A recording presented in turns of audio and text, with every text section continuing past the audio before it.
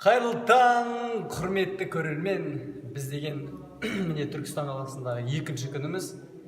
Жандарыңызда Лачо SX шыңғыс деп қоясың музыканы. Бүгін бізде таңғы ас ішуге барамыз қазір. Одан кейін экскурсия болады, Түркістанды аралаймыз.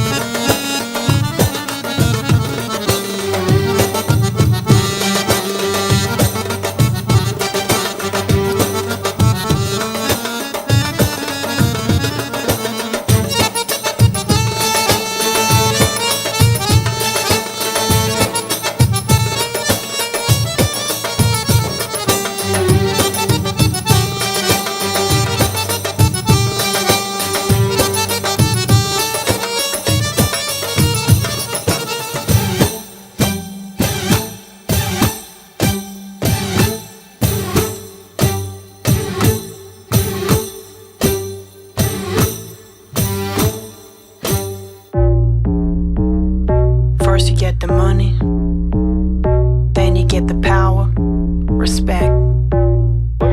Hoes come last. Oh my god, Ronnie. Hey, get it, get it, get it, get it, get it, get it, hey, get it. Кеше ғана айтқандай, шынымен де Түркістан 5 жылдың ішінде өте қатты өзгерген. Қарап тұрсаңыз, міне Біз көреміз тоқты, көрдің ба? 5 этажды, 5 қабатты керемет зәулім үйлер салынуда. Бұл жерде ертең мен городскоймын деп айтатын жігіттер, қыз ұлдар пайда болады. Қай қаладансың десе, Түркістаннан деп, мен подъездің темасын білемін деп. Сол себепті қазақ елі өркендей берсін. Мәдени астанамыз өркендей берсін. Pussy in your face, had to put you in your place. 7 letters on the plate, fuck you when I break. Bitch. I got cars, I got bags, I got real estate. Foreplay, I ain't come to play. I got big fish money, he gon' bite the bait. Yeah, can you drop it down, make that ass talk to me? Keep that energy, going up the Hennessy. Ass. I need my bag quickly, separate. Жека, боксерлармен кездесіп қалсаң не істейді?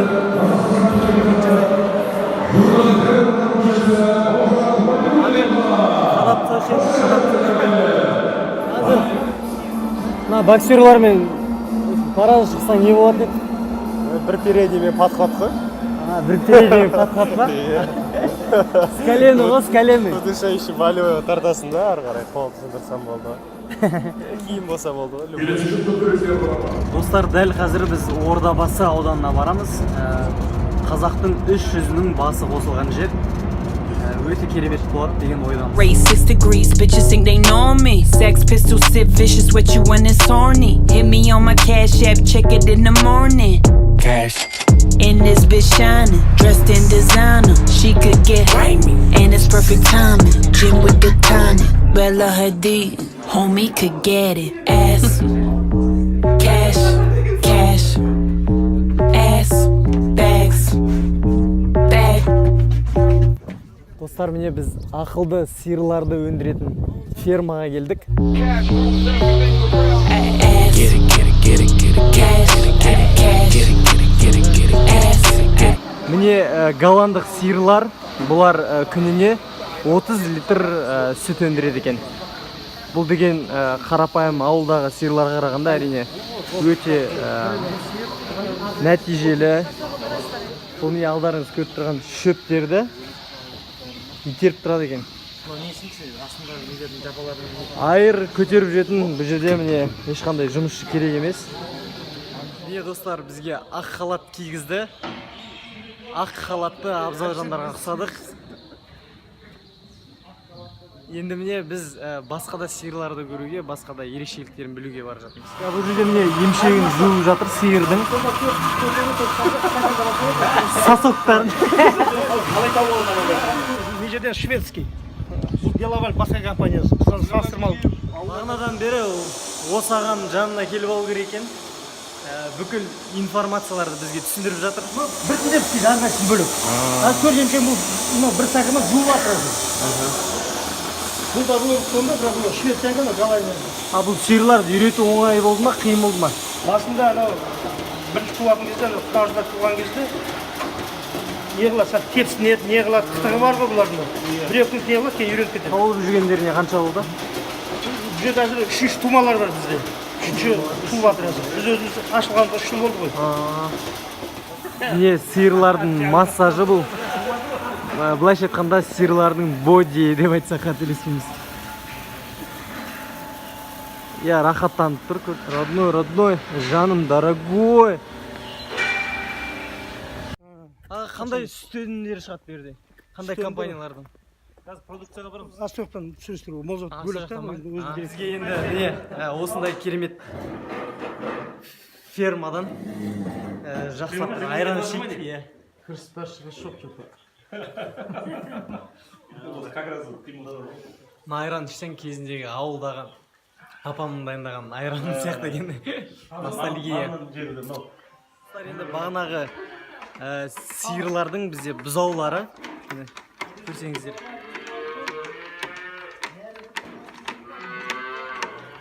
Бұл жерде біз қандай сүт өнімдерін шығаратынын көреміз. Бұндай мықты текті сиырлардың тұқымынан. Бізге мынандай керемет йогурт берді. Йогурт ненің дәмімен? Міне бөрте деп тұр. Бұндай мен әлі көрген жоқпын. Бұл әлі бүкіл Қазақстанда таралмаған сияқты. Қазір жігіттер қалай екен дәмі? Күшті екен? Бірақ сүт жесе бетін. Бет жаңы. Жоқ, оң жақ бет.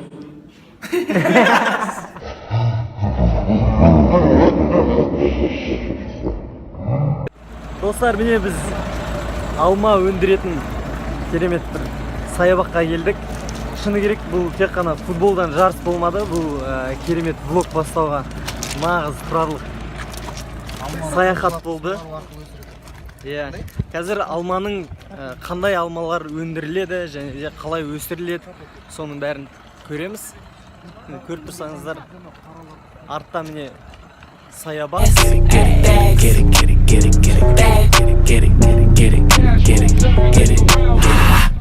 Ass rules everything around me. Deep in that pussy, yeah, I'm drowning. A shark in the water, how you found me? Best gift from round me. I'm a dog, I go hunting like a bounty. Осы жерде мына қарқынды алма бау шаруашылығымен айналысамыз. Бұл жерде жалғыз алма емес, қосымша мынау абрикостарымыз бар, персиктарымыз бар. 1 гектарда 50 тонна алма өндіріледі дейді. Өте керемет көрсеткіш. Бұл өнімдер қай жақтарға таралады? Былтыр біз өнімдерімізді мына өзіміздің солтүстік Қазақстанда Қарағандыға жібердік. Бір 200 тоннадай, қателеспесем 200 тоннадай алма жібердік Қарағандыға. Мынау батыста Ақтөбеге жібердік, Қызылордаға жібердік, сол қалаларға жібердік. Қарағанды, Астанаға да жібердік. Астанаға, Қарағанды және Қызылорда қалаларына жібердік. Өзіміздің ішкі рыноктарда жіберіп жатырық. Бірақ енді қалай суғарасыздар? Бұлар тамшылатып суғару бар. Тамшылатып суғара береміз. Yeah, make my own rules. Tattoos on that ass, she do night school. Welcome to the Players Club, Ice Cube. Diamonds might make the news. Bitch, that's Photoshop like rappers with the auto-tune. Your checks is not approved. RM52 and the skull waterproof. Niggas talk a lot of booth till they outside the booth. My niggas like Golden State inbound, pull up and shoot. Cash, ass, bags, bag. Тимур Асқар Құлбай салдырған мешіт. Құлбай, ақ. Сол кісі өзі салып берген. Тұрған анау жерде медресе саламыз деген, қонақ үй болып кетті, міне сол кетті ғой. Бірақ медресе салады, жоспарда бар. Ақсақ Темір Қожа Ахмет Яссауиге кесене салар кезде кесене 2-3 рет құлап қалған. Сосын аян берген, аянды айтқан бірінші ұстазы бар Арыстан бабқа, соған кесене салдырды. Одан кейін барып мавзолей салдырды деген. Алады да, бүкіл соқта құрылыс кірпіштер алып, мына жерге алып келеді да, осыны салады. Одан кейін барып Қожа Ахмет Яссауи кесенесін салады. Мына жерде еще Арыстан бабтан бөлек Әл-Фараби мен Сұлтан Бейбарыстың топырағына келіп қойған, ертең кесене көтереді, 2 топырағы Сириядан алып келген, Египеттен. Мына жерде өткен қасында Құрбан ата біздің үлкен атамыз жатыр.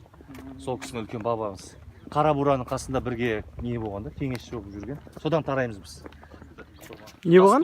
Су тасқыны болған ғой. Сол кезде мына ішінде біраз нелер қалып кеткен, мынау кішігірім не істеген, қайтып реконструкция жасаған. Бұрынғы қалпында су ағып кеткен ғой. Бұның ішінде арыстан баб бар, сосын лашын баб, қарға баб, әзімбет деген 3 несі бар, қасында көмекшілер сияқты тоже жатыр. Бұл жерде не тұрмайды дейді? Мен өзім біздің жақтан Көпен Әмірбек бар, Астанада.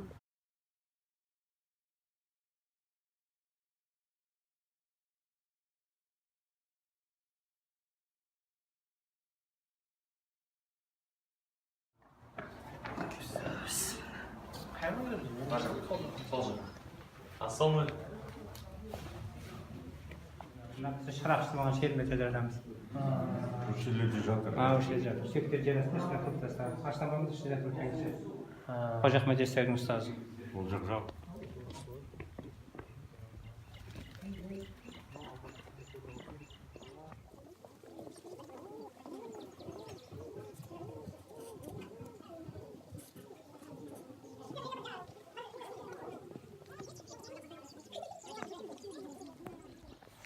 Міне Арыстан баб хотел қонақ үй. Әп-әдемі, тып-тыныш.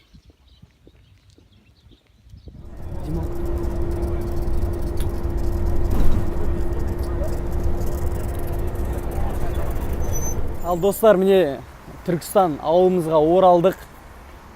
Қаламызға, Астанамызға. Жалпы достар, бүгінгі күн өте керемет өтті деп айта аламыз. Себебі біз ең біріншіден Қожа Ахмет Яссауи кесенесіне бардық. Одан кейін бокс көрдік. Одан кейін бір сиырларды көрдік па. Тағы одан шығып тағы алма бағына бардық. Одан кейін Арыстан бабқа бардық. Шыны керек өте кішкене шаршау бар. Себебі бір күнде олай көп қыдыру, әрине жарыстың алдында өте қиын. Бірақ дегенмен ертең бізде жарыс, сол себепті шаршау деген жоқ. Қазір қонақ үйге барып жақсылап жайғасып, одан кейін бізде банкет. Достар, мен мүлдем ұмытып кетіппін. Жеребьевка туралы. Дәл қазір ертеңгі жарыстағы жеребьевка болады. Жарысқа 13 команда, кім-кіммен ойнайды, қай команда қай группаға түседі, соны шешеміз. Міне командалар жиналған бүкіл Қазақстанның түпкір-түпкірінен. Атап айтатын болсақ, Шымкент, Орал, Қызылорда, одан да басқа командалар бар. Енді міне жеребьевкаға кетіп баратырмыз. Қалай жеттіңіздер? Жақсы еттік. Рахмет. Бәрі жақсы. Сәттілік жеребьевка. Сәттілік.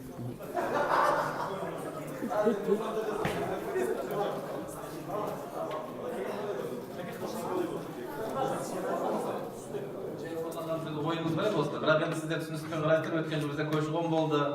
Бір облыстан екінші облысқа ауысып жатты. Кейде өздеріңізді көріп жүрсіздер. Бір пәтерде. Міне өздеріңіз көріп тұрғандай жеребьевка өте қызу үстінде.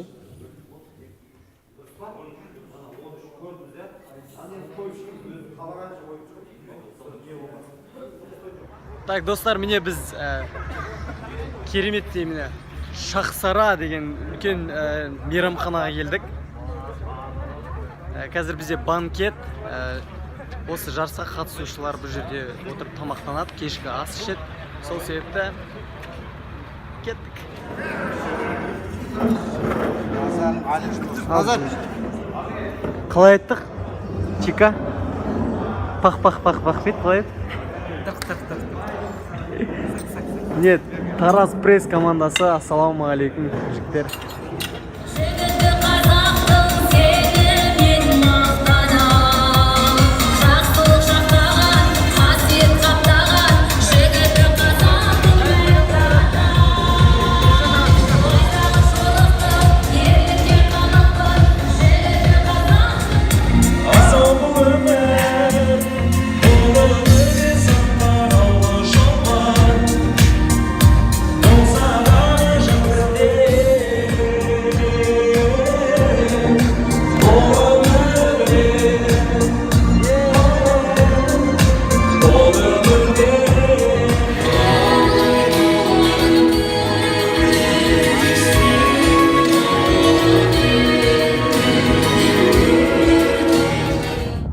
Нұрыс, нормально ма бәрі, Нұрыс? Көке мына видеоға түсіріп жатыр, көке бола бере ма?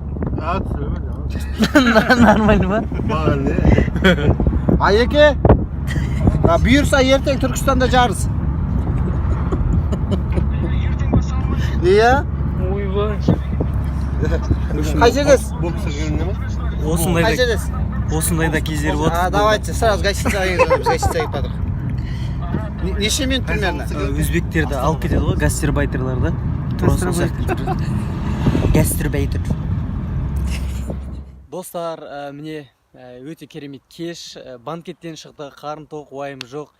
Уайым жоқ дегенмен де өте ертеңгі күн бізге өте ауыр болмақ. Тура бүгінгі күннен 3 есе ауыр болмаса, одан кем болмайды. Себебі ертең біз чемпион болуға бүкіл күшімізді саламыз.